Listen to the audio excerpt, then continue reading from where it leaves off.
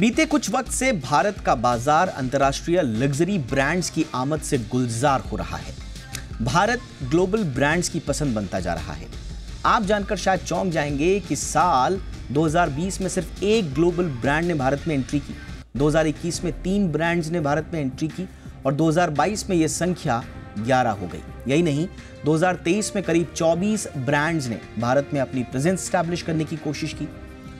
कुछ अगर ब्रांड्स के नाम आपको बताएं तो Louis Vuitton, British luxury goods brand Roberto Cavalli, British luxury goods brand Dunhill, American sportswear और footwear retailer Foot Locker, Italian chains Lavazza, Armani Cafe, US और ऑस्ट्रेलिया की जाम्बा और द कॉफी क्लब। ये इस तरह के जो ब्रांड्स हैं ये भारत में अब तैयारी कर रहे हैं आने की। साथ ही साथ में अगर होम इंटीरियर रिटेल की बात करें तो इसमें वेस्ट एल्म और पॉटरी बान जैसे ग्लोबल ब्रांड्स भारत में इंटरेस्टेड हैं, यहाँ पर पूरी तैयारी कर चुके हैं आने की। लुई विटॉन, वैलेंटिनो, मैक्लारेन और बैलेंसियागा अपनी प्रेजेंस को और बढ़ाना चाहते हैं। ये ब्रांड्स पहले से हैं भारत में। लुई विटॉन तो 2000 का जो दशक था उस समय आ चुका था, हालांकि उस समय गिनी चुनी प्रेजेंस ही थी, लेकिन बीते अगर आप 5-6 सालों का हिसाब किताब निकालें तो पाएंगे कि लगातार अंतर्राष्ट्रीय ब्रांड्स की आमद भारत में हो रही है। इससे जुड़ी हुई अब एक बहुत ही महत्वपूर्ण रिपोर्ट आई है। रियल स्टेट कंसल्टेंसी CBRE और PhD chamber of commerce and industry ने मिलकर एक रिपोर्ट हाल ही में जारी की है और उसके मुताबिक अगर आप कुल रिटेल लीज में लग्जरी ब्रांड्स की लीजिंग का हिस्सा देखेंगे तो इसमें जो इंटरनेशनल लग्जरी ब्रांड्स हैं उनके स्टैंड अलोन स्टोर्स जो कि 2022 में महज 3% थे, वो बढ़कर 2023 में 13% हो गई है लीज। इसके अलावा हाई स्ट्रीट में अगर आप देखेंगे लीज का आंकड़ा तो 2022 में जो 8% था वो 2023 में 12% हो गया। इसके अलावा मॉल्स में अगर आप इन इंटरनेशनल लग्जरी ब्रांड्स की लीज की स्थिति देखेंगे तो 2022 में जहां ये टोटल रिटेल का 3% थी वो 2023 में ये 6% हो गई है। यानी कि कुल मिला के अंतर्राष्ट्रीय ब्रांड्स न सिर्फ भारत में आ रहे हैं बल्कि यहां पर अपने ज्यादा से ज्यादा स्टोर भी खोलना चाहते हैं, फिर वो स्टैंड अलोन स्टोर्स हो, चाहे वो हाई स्ट्रीट में जगह पाने की जुगत हो या फिर मॉल के अंदर एंट्री लेकर अपने स्टोर खोलने की जुगत हो। ऐसा हो क्यों रहा है और क्यों भारत को दुनिया अब पसंद कर रही है? देखिए, भारत की आर्थिक सेहत, उभरती हुई अर्थव्यवस्था की जबरदस्त रफ्तार किसी से छिपी नहीं है। अभी हाल ही में इनफैक्ट ताज़ा जो आंकड़ा आया है, फिच की जीडीपी ग्रोथ का अनुमान जो बढ़ाया गया है, जीडीपी का अनुमान 6.5 से बढ़ाकर 7% किया जा चुका है। दूसरे कई रिपोर्ट्स आ चुके हैं। भारत में जिस तरह से कंज्यूमर सेंटिमेंट लगातार बदला है, इकोनॉमी की रफ्तार जिस दिशा में जा रही है, पर कैपिटा इनकम जो लोगों के बढ़ने की जो प्रोजेक्शंस हैं वो कमाल के हैं और यही वजह है कि अंतर्राष्ट्रीय ब्रांड्स भारत में आकर कंज्यूमर मार्केट को टैप करना चाहते हैं। सोचिए, 2030 तक भारत यंग कंज्यूमर्स का सबसे बड़ा मार्केट होगा। 2030 तक दुनिया में सबसे यंग कंज्यूमर्स भारत में होंगे। 2031 तक हम अपर मिडिल क्लास इकोनॉमी बन जाएंगे, यानी कि $4,500 की हमारी पर कैपिटा इनकम होगी। अब उस स्थिति में ये सारे के सारे जो लग्जरी ब्रांड्स हैं ये भारत में अपनी जमीन अभी से ही पुख्ता करने में लगे हुए हैं, क्योंकि एक नया वर्ग कंज्यूमर्स का उभर रहा है जो लग्जरी ब्रांड्स की तरफ जा रहा है। कहां ये लग्जरी ब्रांड्स हैं ये भी आप देख लीजिए। इसमें लग्जरी डिजाइनर कपड़े लोग खरीद रहे हैं। लग्जरी घरों की बिक्री का रिकॉर्ड CBRE की रिपोर्ट में था कि 2022 में जो 3000 हाई एंड जो लग्जरी घर हुआ करते थे वो 2023 में किस तरह से उनकी संख्या 6500 के पार चली गई। ये आंकड़े आप अभी टीवी स्क्रीन पर देख भी रहे होंगे, जो 4 करोड़ से ज्यादा से महंगे घर हैं। इसके अलावा घरों के अलावा आप छोड़ दीजिए, घरों के अलावा जो लग्जरी डिजाइनर कपड़े हैं, फुटवेयर हैं, ज्वेलरी है, लेदर का सामान है, लग्जरी आई वेयर है, ब्यूटी केयर प्रोडक्ट्स हैं।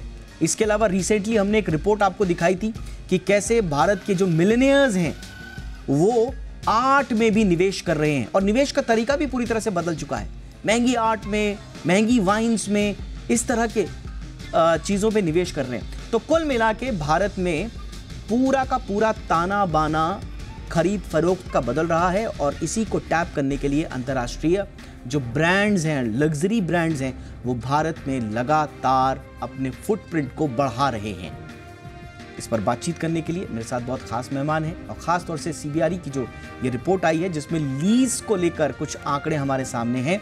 ये डिटेल में आंकड़े क्या हैं और क्या कहानी कह रही है सीबीआरई और PhD chamber of commerce and industry की ये साझा रिपोर्ट। बातचीत करने के लिए अभिनव जोशी हमारे साथ हैं, रिसर्च हेड हैं इंडिया मिडिल ईस्ट के और नॉर्थ अफ्रीका के सीबीआरई से जुड़े हुए हैं। बहुत बहुत स्वागत है अभिनव आपका हमारे शो पर।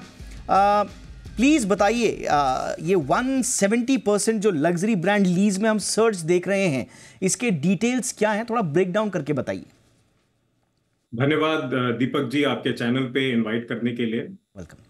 पिछले 4 से 5 सालों में अगर हम देखें तो भारतीय अर्थव्यवस्था जिस तरह से बढ़ी है, तकरीबन सालाना आर्थिक दर हमारी 7 से 8% की रही है और it's the fastest growing major economy in the world.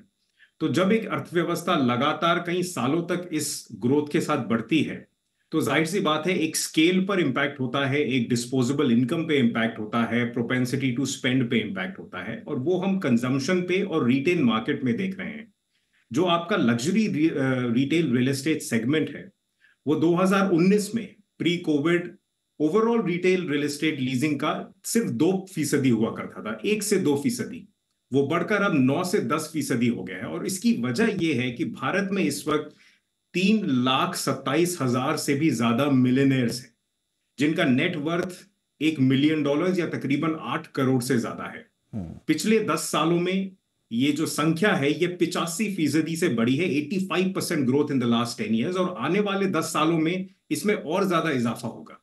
अगर हम टोटल हाउस होल्ड्स देखें जिनकी डिस्पोजेबल इनकम $35,000 से ज्यादा है, यानी तकरीबन 25-30 लाख रुपए सालाना इनकम है, वो अभी केवल 2% है। लेकिन आने वाले 6 से 7 सालों में जब अर्थव्यवस्था और एक्सपैंड करती है और इसका स्केल बढ़ता है तो ये 2% से बढ़कर 7% तक हो सकता है, यानी कि 3 गुना।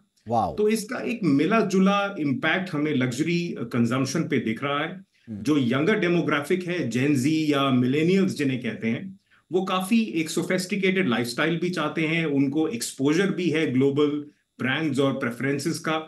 तो वो जाहिर सी बात है एक कंज्यूमर क्लास भी बनते हैं इन ब्रांड्स के लिए। तो ना सिर्फ high net worth individuals, ultra high net worth individuals, upper middle class, बल्कि ये जो जेन जी और मिलेनियल्स का जो ये यंगर डेमोग्राफिक है, ये सब मिलके एक बहुत बड़ा स्केल है जिसकी वजह से लग्जरी रिटेल में और लग्जरी रेजिडेंशियल रियल एस्टेट में, इन दोनों में ही काफी हमें सेल्स दिखने को मिली। ओके, अब देखिए, अब भारत जो है ना वो दोनों तरह के व्यापार का केंद्र बन रहा है। देखिए, एक तो एंट्री और दूसरा एक्सपेंशन। जैसे हमने आपको ओपनिंग में बताया कि बहुत सारे ब्रांड्स, लुई विटॉन जैसे ब्रांड्स लोग आज सुन रहे हैं लेकिन 2006-7 से हैं, लेकिन उस समय कोलैबोरेशन में 1-2 स्टोर खुल गया, फिर पूर्णतः वो 2009 में आए। लेकिन 2019-20 के बाद जो सर्ज हुई है, न सिर्फ एंट्री में तो बहुत सारे इंटरनेशनल ब्रांड्स हैं, बल्कि जो ऑलरेडी यहाँ पर थे उनका जो एक्सपेंशन हुआ है। आपकी रिपोर्ट में अभिनव कुछ प्रिफर्ड लोकेशंस का भी कुछ हमें साफ गोई मिलती है, क्योंकि आपने लगभग 8 मेजर सिटीज़ पे ये पूरा सर्वे किया है। तो उनकी प्रिफर्ड लोकेशंस क्या हैं और साथ ही साथ में इसका कवरेज किस तरह का है? स्टैंड अलोन में ज़्यादा है, स्ट्रीट्स में ज्यादा है या मॉल्स में ज्यादा है? देखिए, जहां तक लोकेशंस का सवाल है, जाहिर सी बात है जो देश की राजधानी है और जो देश की आर्थिक राजधानी है, दिल्ली और मुंबई, ये 2 सबसे बड़े शहर हैं। यहाँ पे पर कैपिटा इनकम बाकी भारत के मुकाबले या बाकी शहरों के मुकाबले ज्यादा है और यहाँ पे ज्यादा आबादी भी है, इसलिए ये एक तरह से गेटवे मार्केट्स हो जाती है। अगर आप, जो मैंने आपको 3,27,000 मिलियनेयर्स का नंबर दिया, तो उसमें से तकरीबन 60,000 तो बॉम्बे में है और 30-35,000 दिल्ली में है, दिल्ली एनसीआर में है। तो जाहिर सी बात है ये दोनों बहुत ही प्रेफर्ड मार्केट्स हैं, जिसमें साउथ दिल्ली, साउथ मुंबई के काफी प्रोमिनेंट प्रीमियम और लग्जरी रिटेल मॉल्स एक तरह से एक हेवन बनते हैं इन लग्जरी ब्रांड्स के लिए, और काफी प्रोमिनेंट हाई स्ट्रीट्स में भी ये ब्रांड्स जाते हैं। उसके अलावा हमें देखने को मिला है कि बैंगलोर, जिसकी आईटी इंडस्ट्री पिछले कई सालों से काफी बूम पे है, जहां पे एक स्टार्टअप इकोसिस्टम है, और वो स्टार्टअप इकोसिस्टम भी एक नए एज के एंटरप्रेन्योर्स को जिसने जन्म दिया है, जो कि एक टारगेट कैचमेंट है लग्जरी के लिए। तो बैंगलोर भी बहुत इंपॉर्टेंट है, हैदराबाद बहुत इंपॉर्टेंट है, क्योंकि हैदराबाद का टारगेट कैचमेंट पूरा तेलंगाना और आंध्र प्रदेश है। उसी के साथ साथ पुणे, चेन्नई, कैलकाटा रिलेटिवली छोटी मार्केट्स हैं, लेकिन इनका रीजनल कैचमेंट है। कैलकाटा में जो लग्जरी रिटेल होती है उसका कैचमेंट बांग्लादेश तक जाता है। तो ये मेन मार्केट्स हैं, लेकिन दिल्ली और मुंबई जाहिर सी बात है डिस्प्रोपोर्शनेटली बड़े हैं। अगर हम फॉर्मेट्स पे जाएं तो स्टैंडअलोन स्टोर्स में हमें परसेंटेज वाइज ज्यादा लीजिंग देखने को मिलती है। स्टैंडअलोन मतलब वो एयरपोर्ट पे हो गया या आपके कमर्शियल या बिजनेस हब पे हो गया, जो किसी मॉल का या किसी शॉपिंग मार्केट का हिस्सा नहीं है।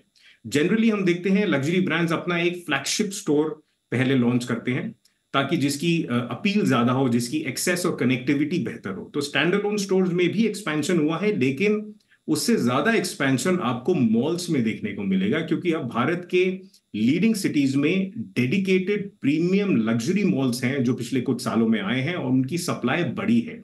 चाहे वो जियो वर्ल्ड प्लाजा हो बांद्रा कुर्ला कॉम्प्लेक्स में, या आपका मॉल एम्पोरियम मॉल हो दिल्ली में, या मॉल ऑफ एशिया हो बैंगलोर में।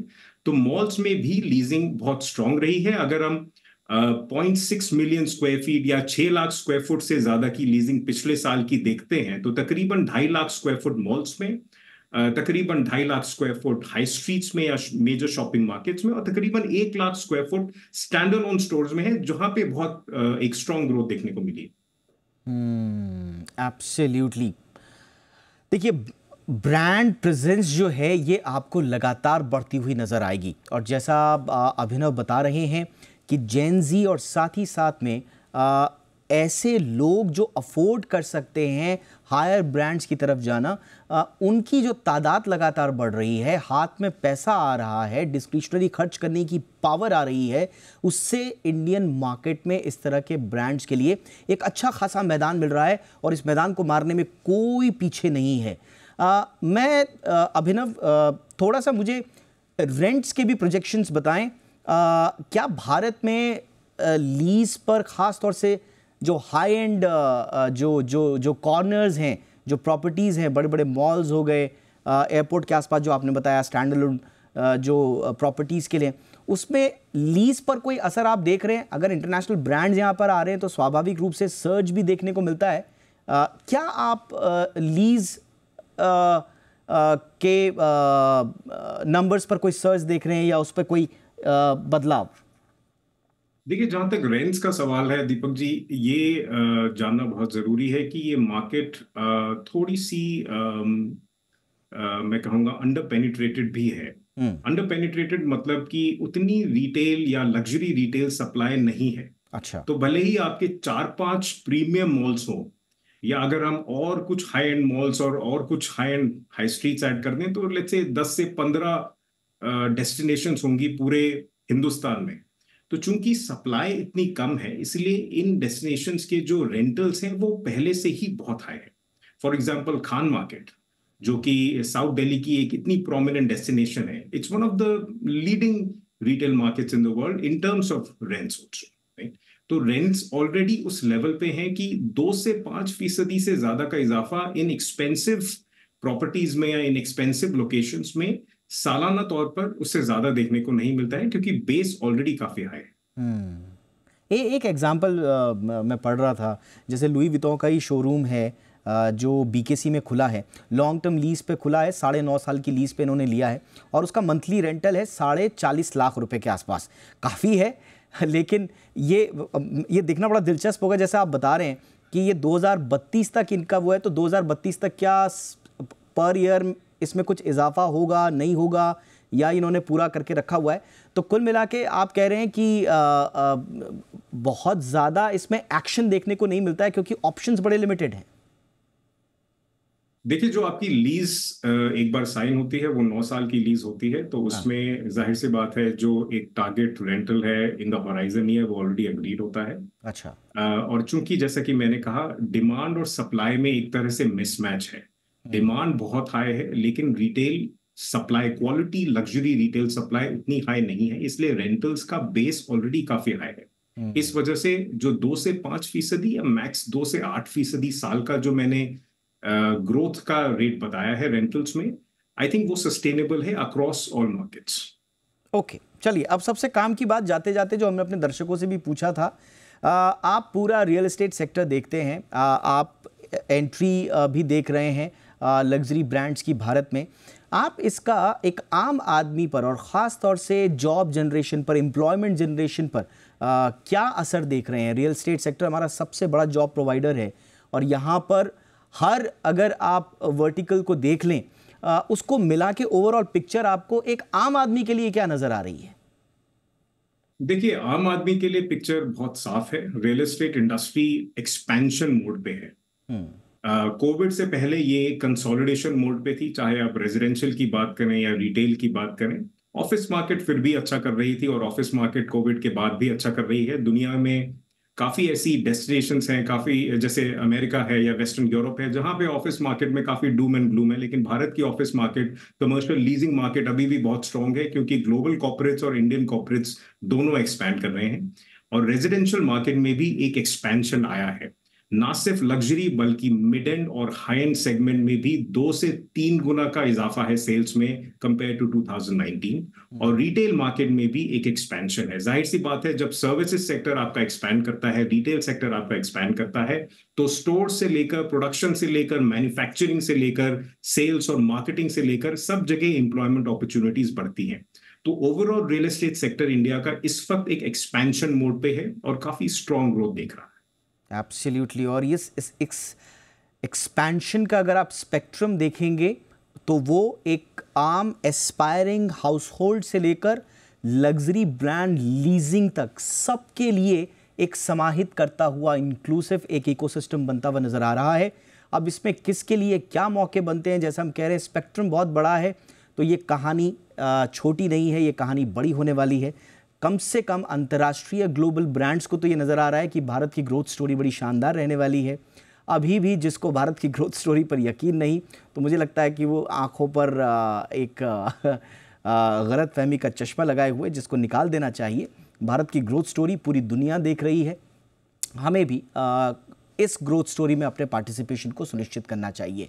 जितनी जल्दी कर पाएं उतनी जल्दी अच्छा। बहुत बहुत शुक्रिया अभिनव जोशी, वक्त निकालने के लिए। काफ़ी डिटेल में आपने जानकारी दी। इनफैक्ट मैं एक्सपेक्ट कर रहा था कि आप रियल एस्टेट से रिलेटेड ही मेरे पास डेटा देंगे, लेकिन जो मिलेनियर्स की जो ग्रोथ है, जो स्पेक्ट्रम है, लग्जरी गुड्स की जो आमद है, इनपुट आउटपुट है, उस पर भी आपका काफ़ी रिसर्च है। Thank you so much for that. बहुत बहुत शुक्रिया। धन्यवाद। धन्यवाद।